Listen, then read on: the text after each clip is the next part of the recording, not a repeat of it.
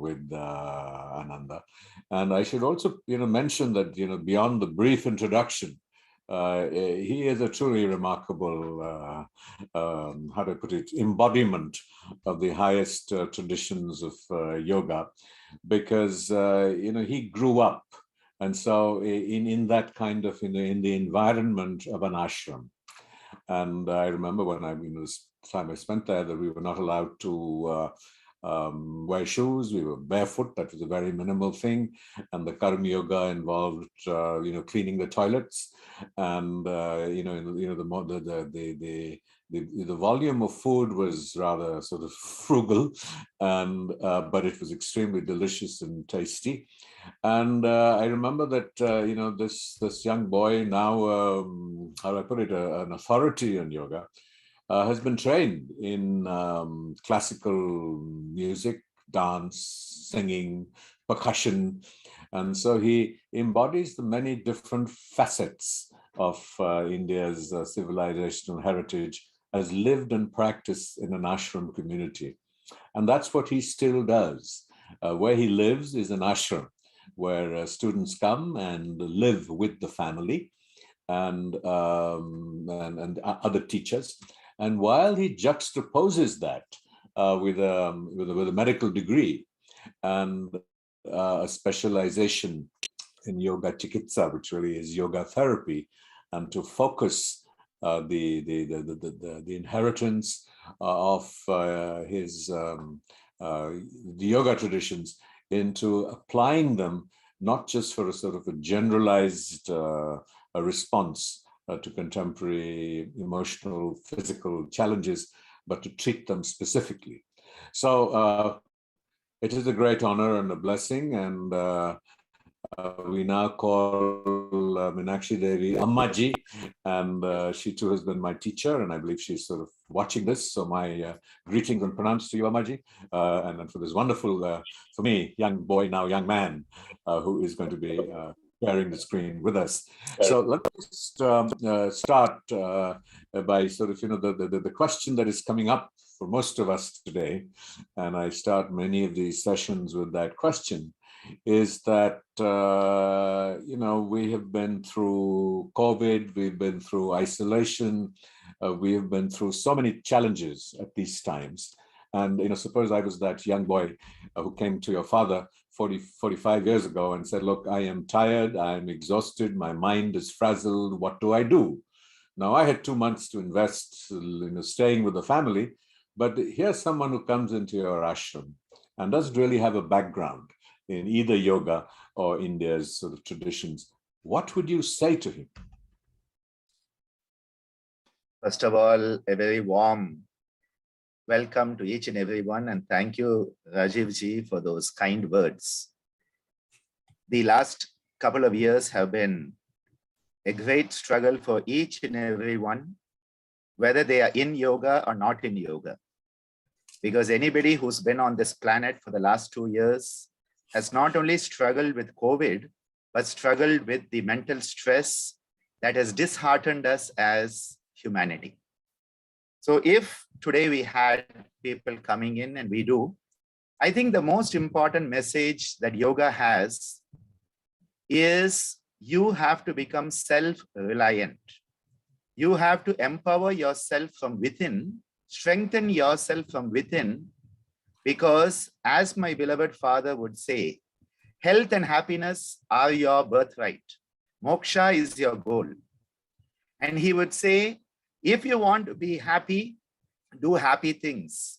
If you want to be healthy, do healthy things. And I think I would just parrot those very words to the young people today. If you want to be healthy, do healthy things. If you want to be happy, do happy things. And remember, you alone are responsible for your experience on this planet. So tell us, we'll take, what are some of the happy things that we can do, in particular when we're already drooping, Yes. Without energy, those of us who've recovered from COVID or from long COVID. Exactly. And yoga seems very energetic. And so you say, where am I going to find the energy to to get into the complicated postures that most people show us on television. So first, where do we find the energy? And then we'll move on. Well, first of all, yoga is not the acrobatics we see on screen most of the time, because asana is only one of the components of yoga. And at this point in human history, I believe that proper healthy breathing and relaxation are the key elements to revitalizing us and enabling us to have the energy to do what we need to do to be happy and healthy. So the two key messages we give people today, especially with long COVID, is healthy breathing, slow, deep, mindful breathing. And the second is give yourself a chance to relax, let go, and give over to something higher. So the two key messages, pranayama and relaxation. Okay, so we'll jump straight into it and ask you to give us, to demonstrate Yes. For a person who's never done any pranayama before, what are the 2 or 3 things, you can spend 5 minutes doing that, Yes. that we can start with? Exactly. What we normally start with is asking people to try to sit with the spine aligned. So the emphasis is on alignment, because when the body is aligned, the mind will get aligned. So the first message, as Ammaji always says, sit straight. That is the first message, sit straight. The second message, be quiet. And the third message, listen. So Ammaji's very beautiful message, sit straight, be quiet, listen. So with that message, what we would start with is to tell people to first of all close the eyes. Because when we close our eyes, we stop engaging with the sensory world, which is a distractor, a detractor, a distractor from the final goal. So the sensory engagement is reduced the moment we close the eyes. The second thing we suggest is to start to contemplate the way the breath is coming into you through your nostrils. So the nostrils become the first point of contemplation. And the Bhagavad Gita, which is a yoga shastra, says the same thing. Aligning the body, neck, and head, focus on the tip of the nostril. This is the message given, practical message. And when you do that, start to follow the way the breath comes in your nostrils, coming down the back of the air passages, coming down into your lungs, and settling into each and every one of those billions and trillions of alveoli that are there in your lungs. As you breathe out, be aware of the air coming out of those alveoli, coming up your air passages, the back of the throat, and out through the nostrils. So we start to focus mindfully on how the breath is coming in the nostril, coming into the lungs. And then as we breathe out, coming from the lungs, coming up and out the nostrils. So the first focus is on the process of the breath. The second process is to focus on the temperature difference. The temperature difference between inhaled air and exhaled air. So the moment you breathe in, you're breathing in the cool air. Of course, depends on where you are on this planet. But normally the air we breathe in is cool. So the cool inspired air coming into your lungs. And then it is getting heated up by the body metabolism. The body metabolism is heating the air. And as you breathe out, be aware of the warm air coming out the nostrils. So the first component was the breathing in and breathing out. The second is the temperature gradient. And then the third one is be aware that every time you breathe in, it is the universal prana, the energy of the cosmos coming into you. It is the universal becoming the individual. And as you breathe out, be aware of how the individuality is given up and becoming the universal again.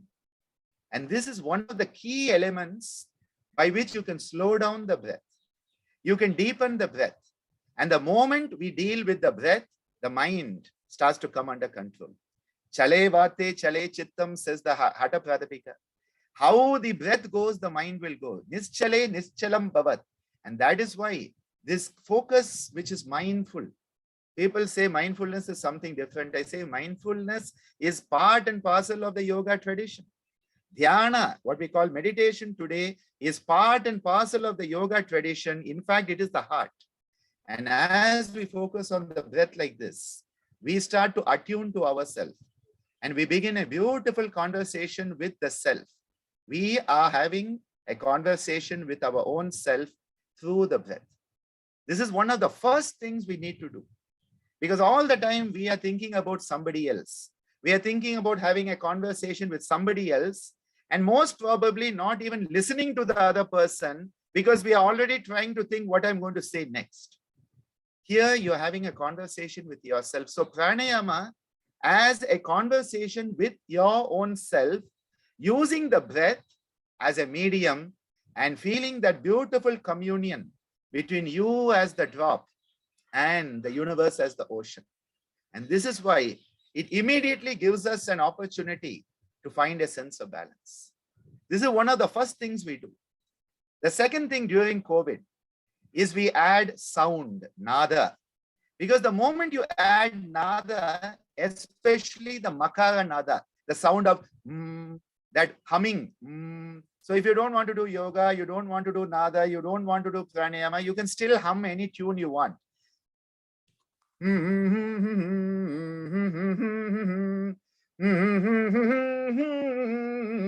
Even that you can do. Hum honge kamyab. You can do that. Nothing wrong. Hum a tune. The moment you hum, and we do it in the Brahmari, we do it in the Pranava. The moment you hum, what you are doing is that you are bringing about a relaxation of all your nervous system. You're relaxing the blood vessels and you're opening up all the air passages. And endogenous nitric oxide, this is for those who love, the scientific validation. Endogenous nitric oxide, which will come into your sinuses and help the ventilation.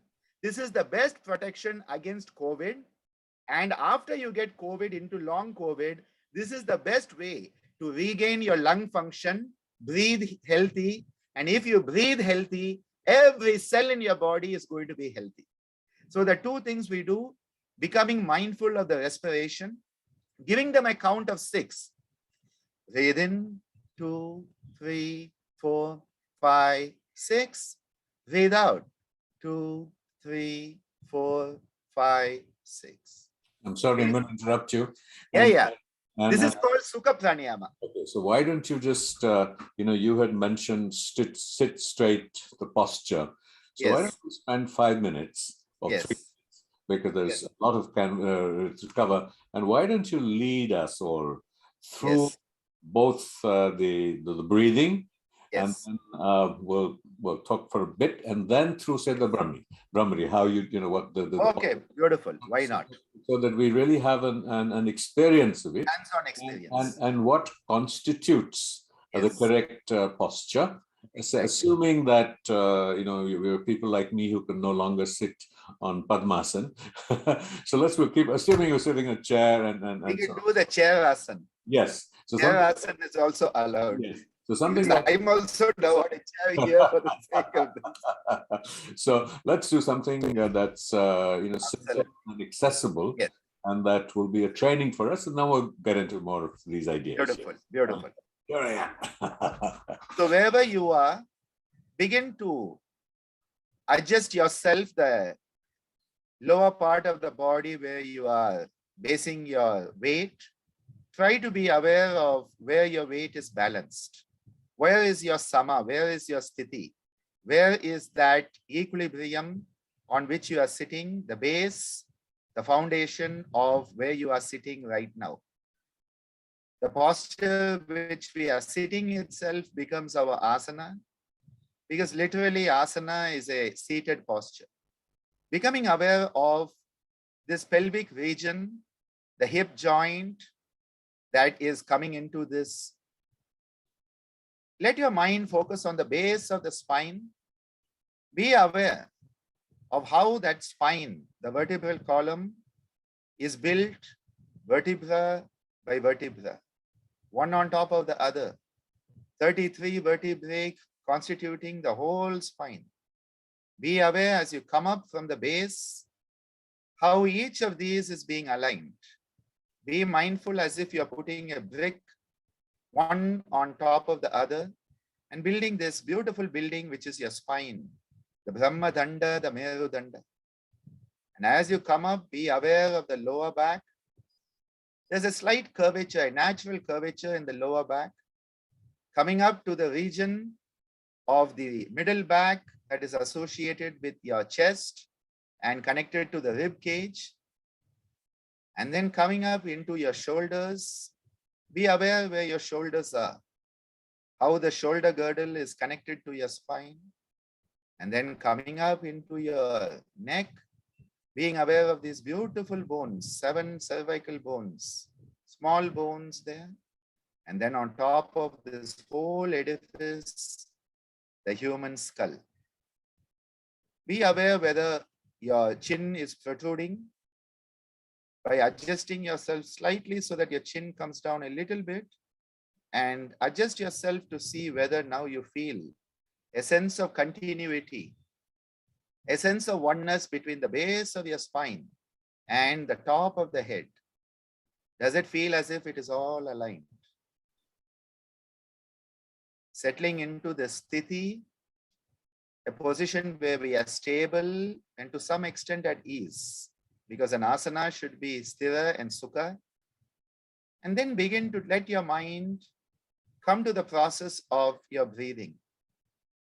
Just become aware of how your chest expands as you breathe in and how it contracts as you breathe out. Being aware of the movements of the chest and how they are constantly happening without even our thinking about it. Now slowly bring your awareness to the tip of your nostril, the tip of the nose, the nasagra, and begin to feel the cool air coming in as you breathe in. Breathe in, 2, 3, 4, 5, 6. And as you breathe out, the air coming from the lungs out the nostrils. Breathe out, 2, 3, 4, 5, 6. Breathing in, 2, 3, 4, 5, 6. Breathing out, 2, 3, 4, 5, 6. Follow the flow of the air through the nostrils into the lungs as you breathe in. And follow the pattern of the flow of the air as it comes out of your lungs and up the respiratory passages and out your nostrils as you breathe. Let the breath be equal between inhalation and exhalation. This process creates a sukham, a sense of comfort, ease within our mind-body complex. Hence it is called the Sukha Pranayama.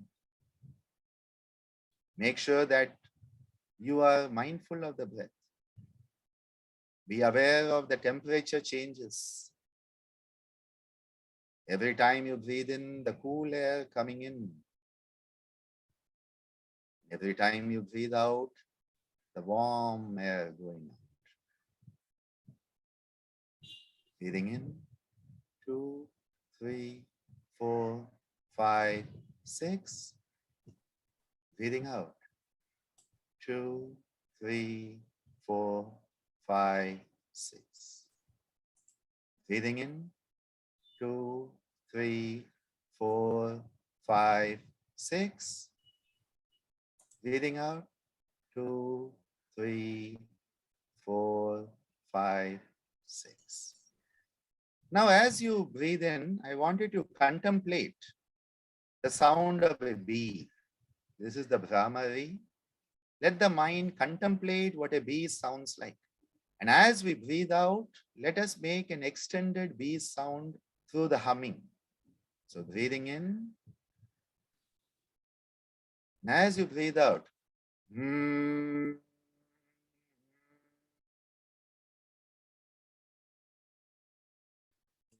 taking in a deep breath and breathing out with the sound.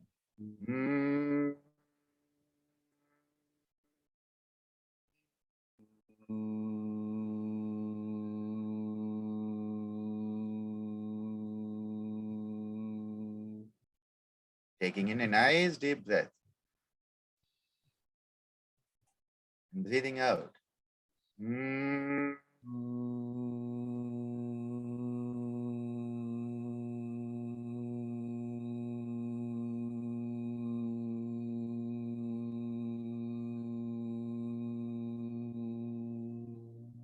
Now to potentiate this, you can bring your thumbs to close the ears. Don't close them too much because you won't hear me. The two fingers over the eyes, the ring fingers at the nostrils, and the little finger at the lips. And as we now do the Brahmari, you will be able to feel the vibration much more within yourself. So taking in a deep breath, and now out.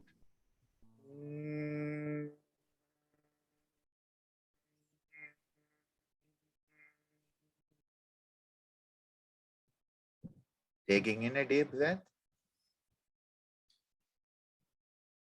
And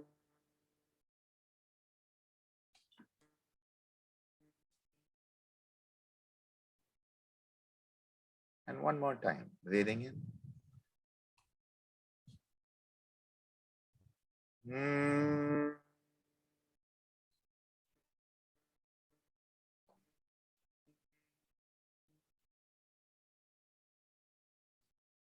Keeping your eyes closed, bringing your hands down to your lap.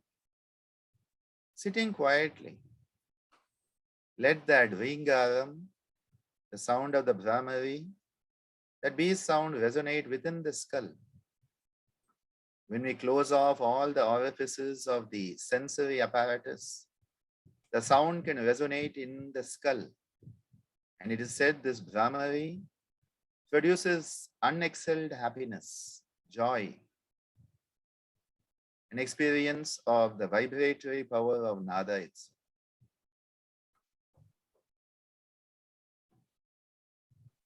Keeping your eyes closed, start to rub your palms together, generating a nice warmth.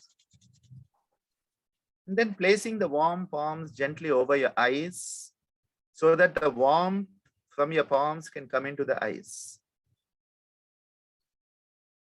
Blinking into that semi-darkness a few times. Continuing to blink, let your hands slowly come down and continue blinking as you open up to the light of the external world. This is a very shortened trailer of the full movie, but this is how the practice would be led and done. And the Brahmari, when we resonate the sound with the ears closed especially, that vibration can be felt throughout the skull. And it's an amazing feeling because it just works on all the neuropeptides, harmonizing all the balance, be it dopamine, serotonin, melatonin, all of those feel-good hormones, well, they all come into play. Thank you very much. We have, I believe, confused our understanding of yoga, its philosophy and practice. For example, as I have learned from your father and later on other teachers, was that the body is merely an instrument, and the practice of asana and then pranayama actually is preceded by yama and niyama. And that, while, if you're struggling with COVID and you need an emergency intervention, the kind of practices that you have mentioned are extremely valuable. And again, your own teacher, Mr. Yogacharya, used to say, because I'd asked him this question, I said, there is this structure that yama, niyama, asana, and pranayama, but why are you talking about pranayama at the outset? And he'd say, well, in a sense that if you're in such a bad space, then to do the pranayama can prepare you to go back to doing the yama and niyama. And the yama and niyama is sort of And I'm going to ask you to very briefly talk about it, because they are the ethical principles that circumscribe this, and in some ways are common to many traditions, and each one has a different level of emphasis, is that unless that makes up the foundation of one's practice, it can lead to other complications and problems. And so today, as yoga is being popularized on a mass scale, I think we're losing sight of this very important factor. And I think it's important that all of us get a sense and understand why this is important, and the risks that are involved in just plunging into a purely physical practice. Yes, this is perfectly said, because the foundation of the Ashtanga of Maharishi Patanjali is the Yama Niyama, which is called Adhikara Yoga. So the Yamas and Niyamas together are called Adhikara Yoga, because they make you an Adhikarin who's capable of the higher sadhana. And often my father used to say, if the Yama and Niyama are not part of your sadhana, yoga only makes you better whatever you are. So if you are a thief, you become a better thief. If you are a criminal, you become a better criminal, because you are not changed by the practices if the Yama and Niyama are not there. So I think in modern times, our emphasis on the physicality of yoga at the cost of the spirituality of yoga and the sociology of yoga. Yama and Niyama give us social balance, because they restrain the subhuman tendencies, they enhance the humane qualities. So when you restrain the subhuman and you enhance the human, you have a better society. Sorry, so then, yes. Say that I should have clarified that the Yama and Niyama provides the moral, ethical framework. Exactly. So I'm just so that we know what we're talking about. Sorry. Yes. Yeah. Because when we talk about the Yama, we are talking about those practices that become part of you. So it is not that you practice non-violence. Non-violence is you. You personify non-violence. It is not that you only speak the truth. You become truthfulness personified. And Maharishi Patanjali gives a very beautiful emphasis on the Yama Niyama. And when the students come to us for 6-month teachers training, the first 3 months, the whole satsanga is only about Yama Niyama. And people go into it in threadbare detail, so that it is not something you just study, it is something that becomes you. And this is why when Patanjali says that if you embody ahimsa, violence will cease in your presence, because the violence will not have a space. It is like darkness will cease when the light manifests. You become the light of non-violence, the light of truthfulness, and all of these qualities. But often people say, well, if you try to start with Yama Niyama, you lose your student by the second class.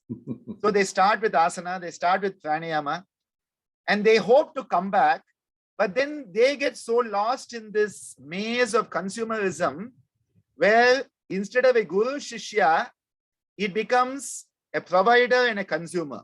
So the moment it is a provider-consumer relationship, the consumer dictates what you are going to teach them, not the guru dictating what the student needs.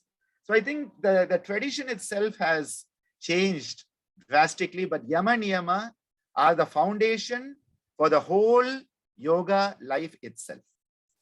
Just to sort of show off my limited knowledge acquired from your ashram that many years ago, that some of the elements of are the cultivation of ahimsa, non-violence, satya, truthfulness, non-falsehood, asteya, non-stealing, brahmacharya, which really means more rather than chastity per se, but sexual discipline, and of course non-possessiveness, and that the niyamas are, and that we should of course carry on as a long list. But I think it's, from what I recall, purity, cleanness of mind, contentment, acceptance, perseverance, study of the Vedas, and the contemplation of Ishvara, and so on and so forth. And this is just to give our community a flavor. And these are fairly classic across different different traditions. But so it is important that the practice has elements of how to put it, some content, in a sense, Exactly. of an aspiration. And and then there is also this aspect of the the relationship between mind and body, and that Patanjali, of course, didn't go into great detail about the asanas, and he really talked about just the posture that you needed for meditation, or the journey forward. And then it was people like the great icons, Krishnamacharya and Iyengar, B.K. Iyengar, Yogacharya Dr. Swami Geetanand, your father, and your mother, who really began to give the create, in a sense, the asanas. And I remember a very memorable visit to Mr. B.K. Iyengar, who was my teacher later, just before he was, a few months before he was to pass on and to leave his body. And he was in a very complex kind of asana, and his family were very reluctant. Why are you doing this at this age? So I said, Guruji, at this age, you've mastered it all. And he said, there are still parts of my body that my consciousness has not reached. And so it is this relationship of emotion, feeling, consciousness with the body, and that it is the practice of yoga that enables us to access those levels of consciousness through the body. Exactly. So as a very advanced, experienced practitioner, what is, so how do we, when it comes for asana, and how do we begin this journey of practicing first asana and then pranayama, really, if in a more classical form? And so where do we begin with asana when you have, you grew up as a child, and so you could do everything. When I saw you, I don't know what, 5'3", 5'10", as I saw you, you were doing the most complex asanas from a little child. But when you're a 30-year-old, or like I am in my 60s, where do I begin? And how do I begin? This is actually where Swamiji's teachings are teachings that are accessible. And nowadays, the term accessible yoga has become very popular. And many of our students who teach abroad, they say the Geetananda tradition is the most accessible yoga friendly version that is there, because we have thousands of practices. So there's always going to be a dozen practices that anybody can do. So somebody cannot sit on the floor, there are going to be practices they can do. Somebody, cannot bend the knee, there are going to be practices they can do. Somebody cannot lie down, there are practices they can do. There's always going to be a bountiful practice, because nowadays we think of like 25 asanas and 7 or 8 pranayamas, and we think that's all yoga is. But when people come to us in our hospital, for example, there are people, they cannot sit on the floor. So we have to create opportunities for them to do practices, say from the bed. So people can do practices in the bed. They can crawl around on the mattress. One of the best practices to develop body awareness is crawling. So going on to all fours and just crawling around the room on your carpet or your bed or a mattress or whatever is one of the best practices, because virtually every muscle and bone and joint in your body gets exercised when you crawl. And this has been one of the most important rehabilitative practices we bring into hospitals. That when you want to help people regain the confidence of the body, you want people to know what their body is, you want to develop a healthy relationship with the body, one of the best practices is to crawl around. And my father used to again ask a question. He said, why do babies crawl? Why do babies crawl? And everybody said, because they cannot walk. He said, no, they crawl so that they can walk. So the baby's crawling is a preparation for standing up and walking. So when you want to approach the asana, especially with people who are elderly, we have a whole protocol called Silver Yoga. Silver Yoga, and our university now has a copyright for it. Silver Yoga, which is a protocol of yoga for senior citizens. What are the practices they can do? how you can develop it. And I think one of the best ways to develop this body awareness is just something like shaking our hand. And whenever I go to conferences, especially medical conferences, I have them do this. So just shaking your right hand, then shaking your left hand, and then shaking both hands. And I tell you, even this, most people, you say, do your right hand, they do the left. And I say, you are neurosurgeons, you are brain surgeons. And if you don't know right and left, imagine what can happen. You are a dentist and you don't know right and left, which tooth comes out. So we have a lot of fun. And this type of shaking, where we start to shake up and down and we clean up what we call our pranic field. You clean up the cobwebs of your energy body, and then you catch all your stress, take in a deep breath, and throw it all out. And this type of practice, suddenly the person realizes how they can connect to the body. Now, this is not a classical yoga asana. This is not a classical yoga technique, but it is like a pre-yoga yoga. Pre-yoga yoga. It is like preparing the person to start come into these futuristic practices. And both Ammaji and Swamiji created so many of these so that the children, we can work with them. We can work with the patients in the hospital. You know, people have a lot of repression and suppression. And there's a lot of emotional turmoil for people. How do you let go? By making sound. So you say, make a sound, ha, ha, ha. And what you do is when you make that sound, ha, ha, ha, ha, ha, ha, ha, ha, ha, ha, ha, ha, ha, you end up with a beautiful belly laugh. And the moment you do this, all the serotonin comes into the body. And you do it with 500 kids in class, you do it with medical students, you do it with the senior citizens. And suddenly everybody's smiling, smiling from ear to ear. Everybody who came into the class and was so morose and down, like they were like, and suddenly they smile. Because you have given them an opportunity to create a beautiful, healthy awareness with the body. People who have disease have awareness, but it is a pathological awareness. It is a negative awareness of the body. Through yoga, we develop a salutogenic, a healthy, wellness-based awareness of the body. And this is how step by step, we help them breathe. As you breathe, you lift your arm. As you breathe out, you lower your arm. So what happens is you synchronize the body movement, slow, mindful body movement with slow, deep breathing. And so the body and the mind, you have brought them together. And who is the counselor? Who is the relationship builder? The breath. So the body movement, slow, mindful, governed by the mind, in tune with the breathing. And just helping people, simple movements.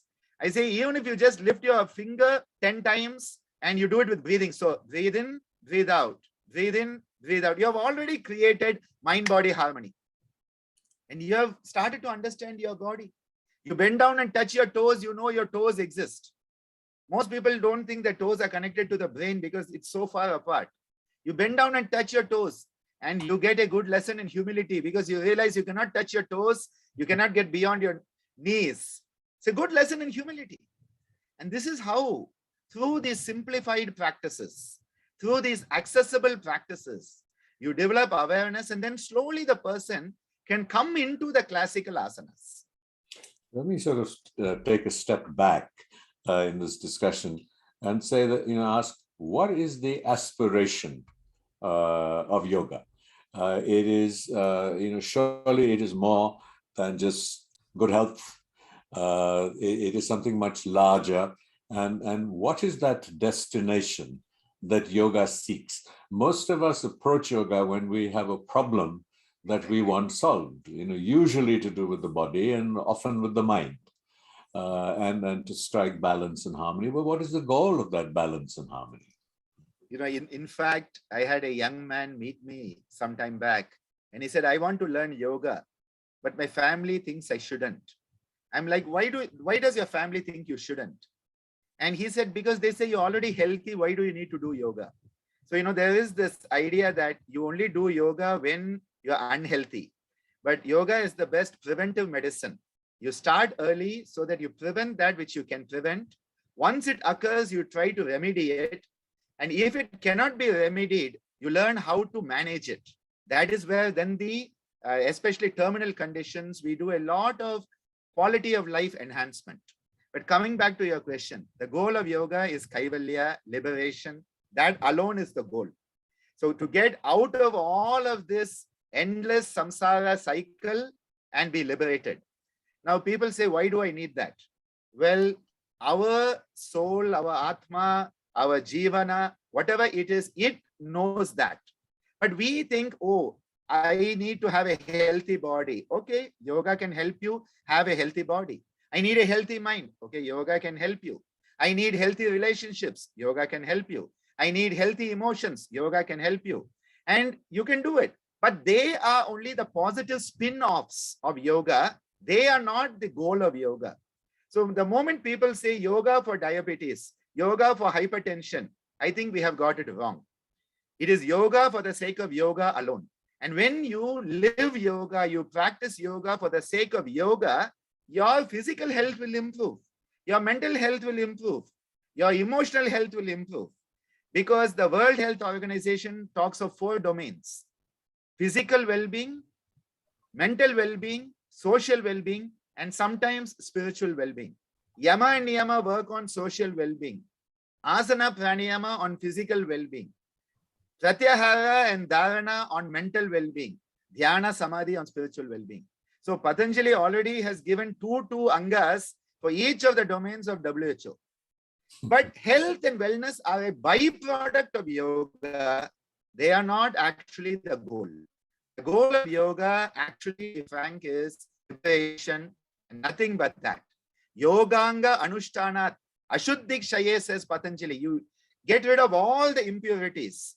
And Jnana Deepti, the inner luminosity, comes alive so that you can see more clearly with the light. And Viveka Khyati, the highest discerning intellect, so that you realize all of this is causing suffering, dukkha, and you want to get out of it. The same message Buddha gives, Patanjali gives, dukkhameva sarvam vivekinaha. All of this is dukkha. Let us get out of the dukkha. So ultimate goal of yoga is liberation, but along the way, all the other positive spin-offs are there. I say, as a doctor, I prescribe a medicine, it will have an effect, but it will also have an unwanted side effect. With yoga, when you practice yoga, you get a lot of positive side benefits. So that is another way to look at it also. I think also that it's extremely crucial to recognize that yoga also builds up, and this is in a common use, common word that has come into the lexicon after COVID, resilience, which means that it gives us the resilience to deal with what unfolds, even when it is unpleasant, and to be able to accept that maybe I will never have the perfect body, I will never have the perfect mind, to accept reality as it is in our particular case. And so that gives us a kind of sort of, hopefully gives us kind of equanimity and acceptance of what our predicament is. And I think that people like you, and there are very few like you, who have really pushed the boundaries of yoga in the sense of the yoga chikitsa, which is yoga therapy.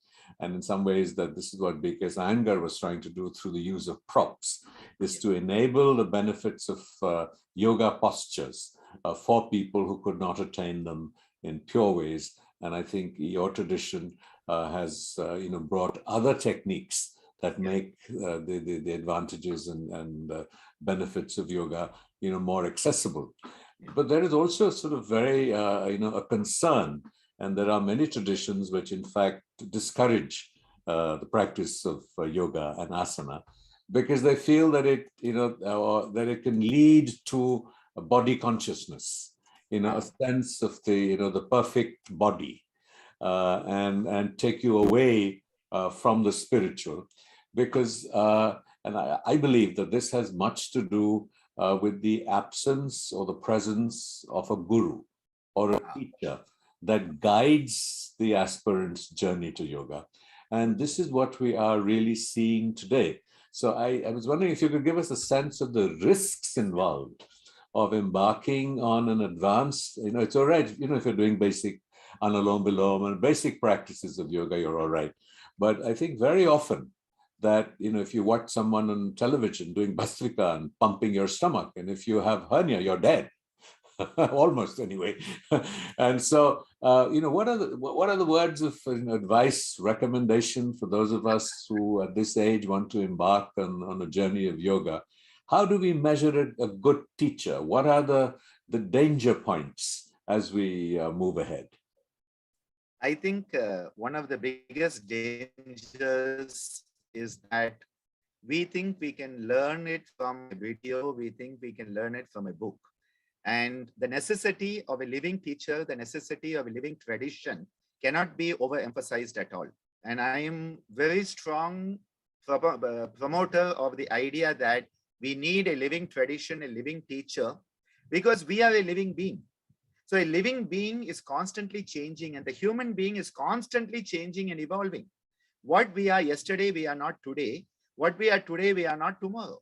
So only a living teacher will be able to understand what practices you needed yesterday and what you may need tomorrow, and that they are different based on how you are changing as a human being. Whereas a book doesn't know it.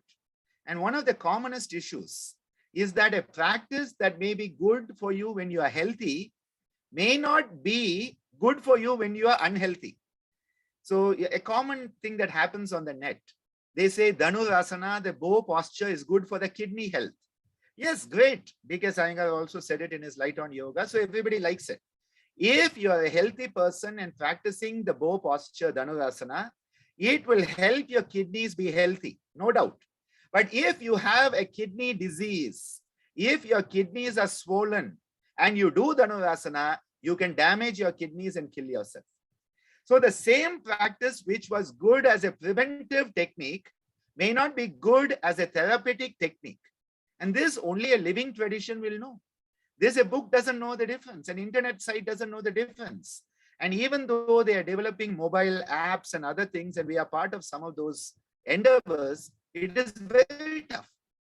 And at the same time, the modern selfie craze, Instagram yoga, I call it. Instagram yoga is based on look at me and my asana in a very wonderful setting. And that is not the goal of yoga. Yoga is not based on an externalized evaluation. It is an internalized experiential journey. And everybody is on their own journey. You, Rajiv, you are on your journey. I'm on my journey. Every one of the 101 people participating in this, they are on their own journey. And yet, we want the same size fits all, same practice for everyone. So it is very important that we personalize the practice, because no two human beings, 7 billion plus, will soon be 8 billion, 7 billion plus human beings, and no two human beings have the same fingerprints. No two human beings have the same iris structure. Well, no two snowflakes are the same. Then how can we say that this will be the standardized yoga protocol? We have to set standards, and that standard setting is important, not standardization. And this is why this idea that everybody can do Anulom Vilom, everybody can do Shirsasana, everybody can do Pranayama, no. You need guidance of a living teacher who is connected to a living tradition, because yoga is a living tradition. It is not dead yet. People are trying to kill it. It is not dead yet. And my divine mother yoga is alive and thriving. And she has sons like me who will stand up for her. So definitely, yes, we have to be very careful that in transformation, it doesn't become mutation. We want yoga to evolve, but we don't want it to mutate. We don't want it to become plasticized. We want it to have the humanistic aspect. Because as you said, adaptive resilience is facilitated by the yoga practices. Your body starts to adapt to the changes. Your breath adapts, your mind adapts, your emotions adapt. You as an individual start to adapt to your environment. And that is how we grow as a human being. But tell me, how do we evaluate? I mean, say I'm sitting here in Delhi and I want to start a yoga practice. And how do I find this guru? How do I evaluate a teacher? because, at the moment we are, and you have now just been appointed to the accreditation panel of yoga teachers. So that places a huge responsibility on you, because people come out with this stamp of a qualified teacher. And then we watch yoga on Rajpath and on Times Square, and thousands of people doing it. Or we have teachers in yoga who are asking us to do very complex processes. So where do we begin to, I want to start a practice of yoga. Where do I begin? What do I do? Well, the first thing is, don't search the internet. Because what I have found is that the best of the teachers don't advertise. The best of any field, they never have to advertise. And I think that itself is a mark. If the person, you find them advertising right, left, and center, you know that they are after commercial gain and they are not about anything else. I think one of the basic tenets for me is that teacher living the teachings? This is how my rule of thumb is. Does that teacher live the teachings? Which means I need to observe the teacher. I need to see their situation. I need to understand them for some time. It is not just, does the website look good? Website looking good, new, beautiful YouTube channels. These are not the marks of a good teacher at all. So the first mark is the person living the teaching? Are they a role model for those teachings? That is the first and foremost rule of thumb. The second rule of thumb is, do they have humility? Because the greater the teacher, the greater the person grows spiritually, the more humble they become. So for me, in my life, thanks to Swamiji and Ammaji, I've met so many great people. And the greatest of them are always the most humble of the lot. So is humility a quality of that teacher? The third one, do they radiate the spirit of yoga, which is the spirit of oneness, which is the spirit of relationship? And is there a sense of respect for each and every form of life? Because if it is someone who says only my yoga is correct and everybody else is a fool, well, that is also a danger. If there's someone who says, my asana is correct, but his asana is wrong, I think already we have started to fall into a trap. Because there are as many paths as there are individuals. So it is not for us to say somebody's path is right or wrong. But we need to know about the traditions. And this is something I have learned from my childhood, is try to understand all the traditions. But ultimately, you will live your own tradition, which is closest to your heart. But you have to realize respect is to be given. What you put out comes back. Does the teacher radiate love? Do they radiate respect? Do they radiate humility? Do they radiate a sense of oneness of humanity? I think those are the key elements. And I know your next question is, where do you find them? Yes, where do you find them? Very tough. Very tough. Because the yoga tradition was never the teacher standing in front of the teacher saying, I'm going to save you. That was never part of the Indian cultural tradition. The student had to become worthy and the guru would appear. That is our tradition. So not just a net search, not just sending an email to the teacher and saying, I want to join your course. And then, of course, I paid your fees. Now it's your job to teach me. I think, there's nothing, I'm not against people making money in yoga. Many people think I'm against it. No.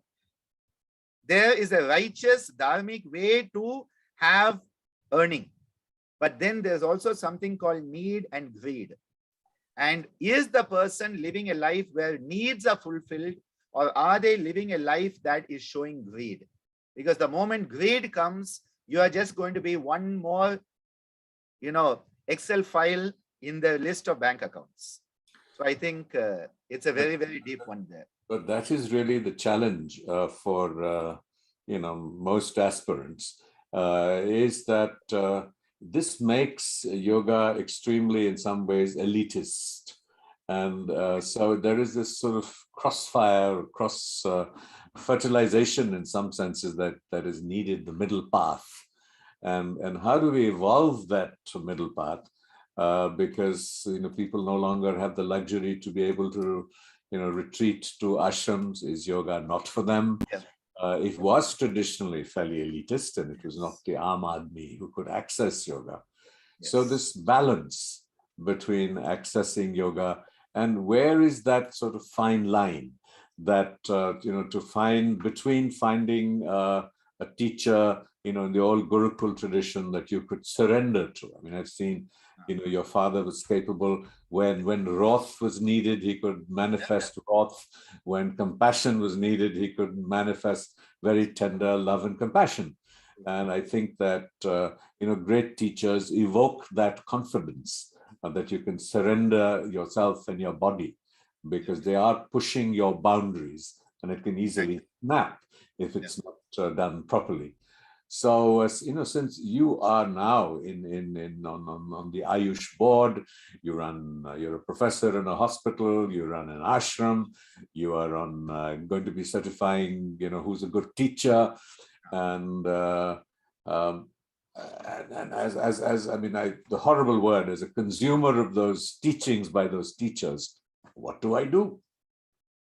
What's the middle path that you can offer? Well, what we do is that, especially during the pandemic, I have personally reached out through the internet, and thousands of sessions offered freely, without any cost, without any need to sign up, without any, idea that, I'm claiming somebody's, claiming them from me or my organization. I think one thing I have found is that more and more of the yoga teachers are now starting to share. And especially when the sharing is done with caring. I believe in the motto, caring and sharing in a loving manner. And when that is done, I think people are going to get enough even out of that. In the last 2 years, I've had so many people benefit from my 108 days of sessions or my scintillating Saturdays, and it helps them. So similarly, there will be people getting these opportunities to be helped by people who are putting it out there. And then someone says, I want to go deeper, I want to take up your course. Okay, you can sign up for it. So, you have that. But then as a certification board, the government felt there had to be some sort of certification, because every Tom, Dick, and Harry can be a yoga teacher today. They can be a yoga therapist. And so in attempting to do this, they have tried to create certain standards. And so the person should know, this aspect of the yoga tradition. They should know these asanas. They should know these pranayamas. So I would say, like, someone who has this certification, at least the one thing is that there is at least some basic knowledge and capability. So they will be a good place to start for someone who just wants to do the practice. But they may not be capable of guiding the person as a spiritual guide, which only a guru can do. So I think we are going to have more of this happen. And in this, it's like the, samudra, the churning of the ocean. Nectar also came, poison also came, the goodies also came, the baddies also came. We will have a bit of that. But I think over the next decade, I feel that we will find a balance where people will start to see the difference. Because, it is, I think, important to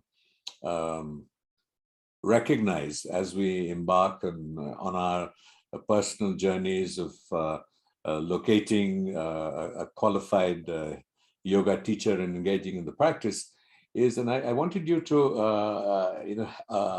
alert us to some of the signs of danger. There was a Stanislav Grof who did a wonderful book called Spiritual Emergencies. So what are the signs that we should look for that will tell us, look, this yoga is going wrong? Because because I, sort of my little limited exposure has taught me that, asanas are, perfected over a long period of time. And it has a certain relaxed flow to it, that you're not grasping to perfectly imitate the posture that the yoga teacher or frequently the demonstrator is showing us. And we're pushing that. and that simultaneously, it's, you're looking at your body, and there's a sense of a larger, I don't want to call it infinite or divine or whatever you want to say. And, the body mustn't shake. And if it causes restlessness after it, then, something is wrong. You should feel ease and comfort. So what are some of the red herring signals we should look at that say, look, this is not right?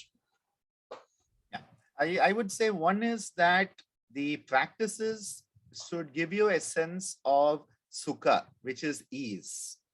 So if the practices are putting you into a physical, emotional, or mental state of uneasiness, most probably something is not on track. The second is pain is always a good warning signal. Physical, mental, emotional pain is again a very good signal. The third one is it helping you to sense a greater feeling of your life, or is it sort of disconnecting you from life? Because the practice of yoga shouldn't be one that disconnects you from life. It should make you feel more alive. And this is why, one of the important things, because people think spirituality means drab dullness. It's not. It's bountiful abundance. Spirituality is bountiful abundance of a different type. So do you start to have that feeling? So I think one of the most important signals is intense pain. Now, if you have never used your body and you go to a yoga class, you may have a little bit of pain, but that is a good pain. So you need to ask yourself, is this a good pain that is coming because I'm starting to use body parts that were not used earlier? Or is it a sign of trouble? So a little bit of viveka, a little bit of discernment needs to be there. Pain is a very good signal. Second one is, does it make you feel uneasy? You don't feel like yourself. You don't feel yourself. If that happens, definitely something is not going right there. And you need to communicate with your teacher and say, I don't feel at ease when I do these practices. Can you please guide me? I don't feel a sense of sukha. That sukha must come with the practice. And at the end of the session, you should feel an enhanced energy, not tiredness. If your yoga session makes you dead tired, it's physical exercise, it's not yoga. You should come out of it with a pranic infusion. You have had a pranic infusion. A zest for life should be there. So it should enhance your zest for life. I think these are a few of the ones. And of course, if the teacher is always after your credit card, then please run the opposite direction. Well, I have to really thank you, because I think many of these qualities that you're talking about from a yoga session have come up for us just listening to you. And so we're deeply grateful for that. I did want to just flag one factor that you may not have emphasized in my own journey, I felt, is that if sometimes teachers will sort of nudge us into a kind of competitiveness with oneself, rather than easing into pushing the boundaries, when you're actually pushing the boundaries because you want to reach some target, and that becomes a form of yogic materialism in itself. Exactly. And I think that because we are living in such a competitive society, if you're doing a yoga class, you want to be able to do your yoga as well as the person next to you, and to be able to get into that posture. And if you don't, then you feel, somewhat of a failure. I think that competitiveness really needs to be managed, because finally, yoga is a microcosm that you use to access the macro picture. And if we don't relate to that microcosm in healthy, balanced ways, in relationship with the teacher, I think it's extremely difficult these days to find teachers for like a father or some of the other names I've mentioned, who you could surrender to. So I think it's very valuable that we keep our sense of balance in mind.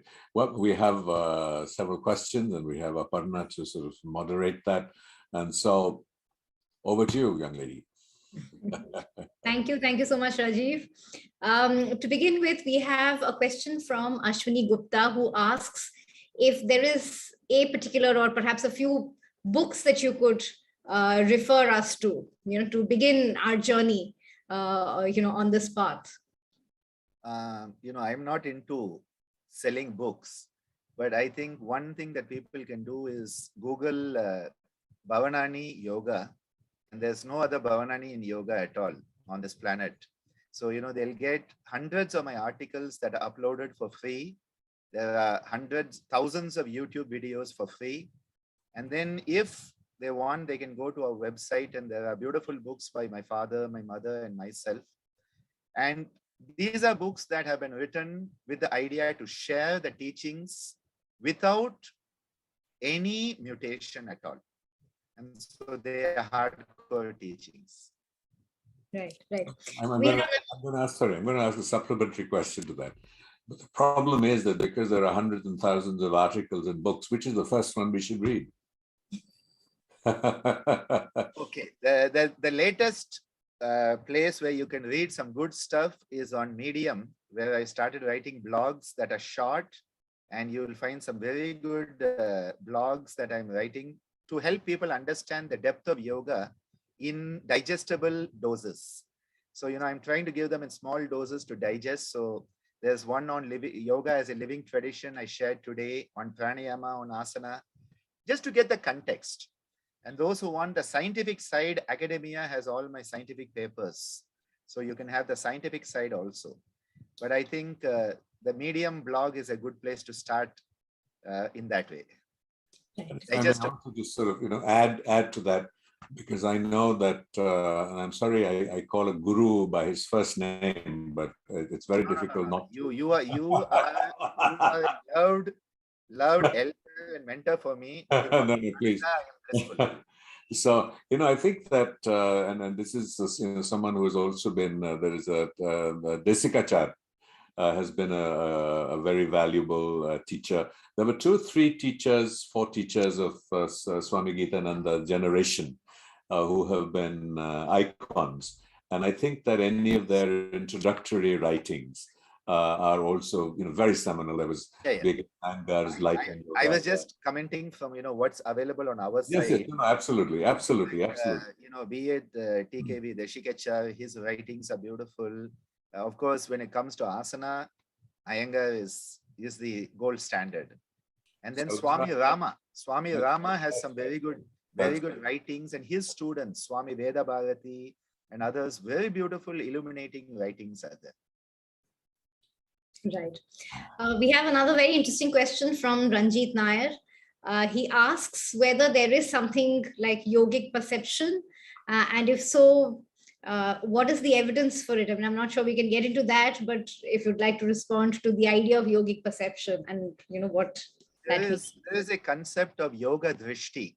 Yoga drishti is the yogic perception of the universe.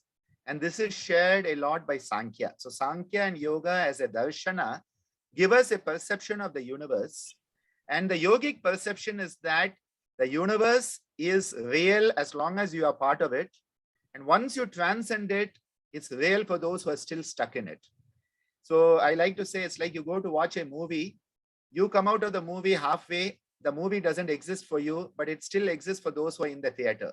This is the yogic perspective, that everything exists for your experience and for your liberation. Bhoga apavargartam drishyam, says Patanjali.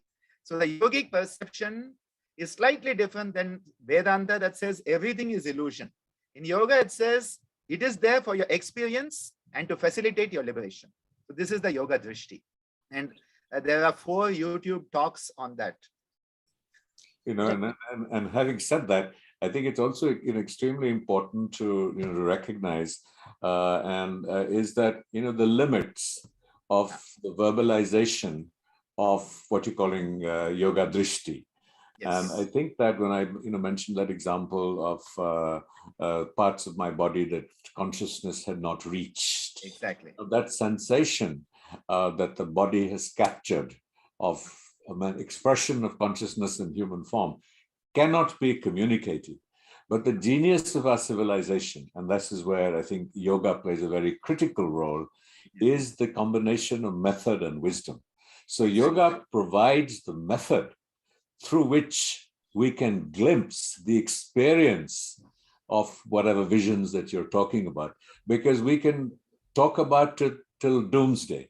And, going back to, let's not forget that even, Swami Vivekananda, when he spoke of the 4 yogas, that's what he was really doing, that, the Hatha Yoga, has elements of bhakti. And so all the yogas overlap. They're not sort of exclusive. When he talked about the Jnana Yogi, and so the Jnana is also involved in Hatha Yoga. So they're not sort of isolated, complete entities.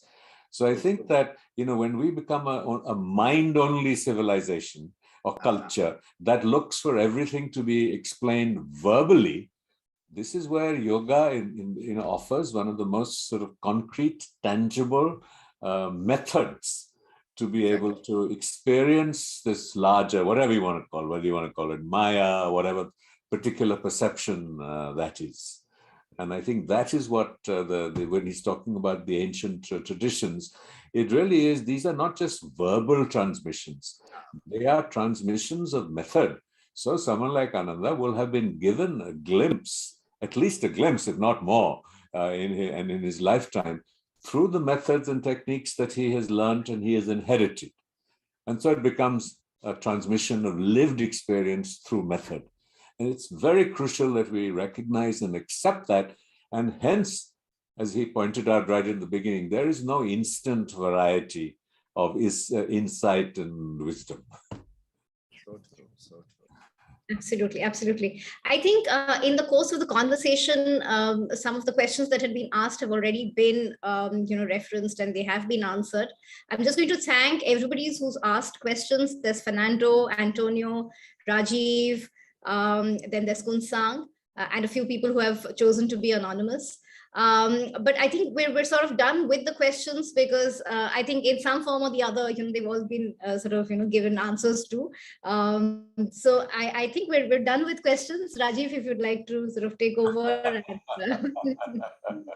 Well, I mean, it's 7:15, but I will ask a sort of a final question, and that really is that as a yoga practitioner who embodies that tradition, and you're still a very young man, and in terms of your life's journeys, obviously there are 2 elements. One is the element of your own evolution, continuing evolution and growth, and now your children and their evolution and growth, and your wife who's your partner, and the larger canvas in which you are investing your time.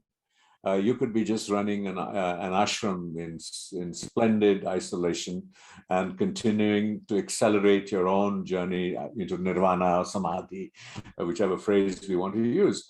But you're working in the humdrum world of being a professor at a university, Chikitsa center, on numerous government bodies, and anyone who's served in government bodies knows that it can be quite a challenge and a nightmare. So I just want to, a sense as we wind up, as yoga aspirants, you are a model. So what is this balance between the turmoil of samsara? And there are some aspects of samsara as a householder, which are natural processes. But how do you strike this balance between samsara and your personal quest? Does it slow it down? Is it some kind of ideal where we say that this my journey is nothing unless it's engaging and learning from samsara?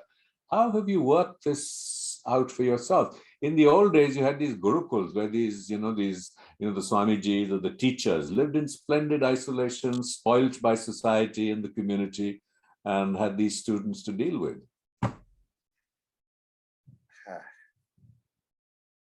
For me, my whole life is my sadhana.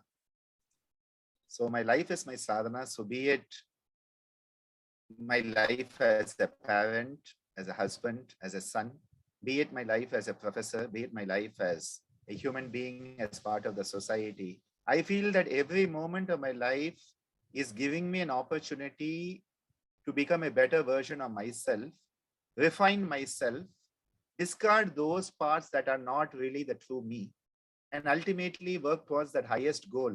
Even my bio profile on Facebook says, aspiring Purna Purusha, wanting to be a wholesome human being and a potential candidate for Kaivalya.